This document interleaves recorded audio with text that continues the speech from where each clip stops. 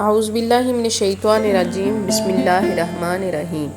دوستو، کیا آپ بھی نرینہ اولاد کی نعمت کے منتظر ہیں؟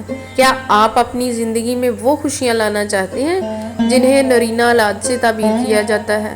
تو پھر آپ کے لیے آج کا یہ خاص وظیفہ ایک ایسا وظیفہ ہے جس کو کرتے ہی اللہ کی خاص رحمت آپ پر نازل ہوگی اور نرینہ اولاد کا دروازہ آپ کے لیے کھل جائے گا۔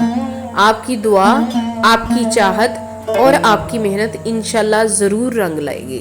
لیکن دوستو، یہ وظیفہ آپ کی پوری توجہ، یقین اور دل کی گہرائیوں سے کرنے کا ہے، تبھی آپ کو اس کا مکمل فائدہ ملے گا۔ تصور کریں وہ لمحہ جب آپ کو نرینہ اولاد کی خوشخبری ملے گی، وہ لمحات جب آپ اپنے بیٹے کو گود میں اٹھائیں گے۔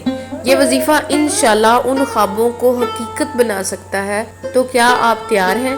چلیے اس وظیفے کا طریقہ سمجھتے ہیں اور اس کا آغاز کرتے ہیں۔ لیکن یاد رہے، پوری ویڈیو دھیان سے دیکھنی ہے کیونکہ ہر حصے میں وظیفے کا ایک نیا راز چھپا ہے۔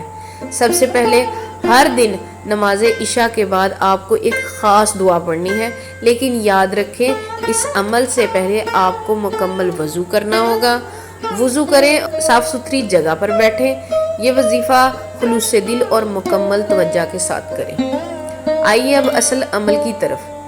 آپ کو یا اللہ یا رحیموں کا ورد 313 مرتبہ کرنا ہے، لیکن یہ تعداد صرف ایک بار نہیں بلکہ پورے دن میں 4 مختلف حصوں میں تقسیم کر کے پڑھنی ہے۔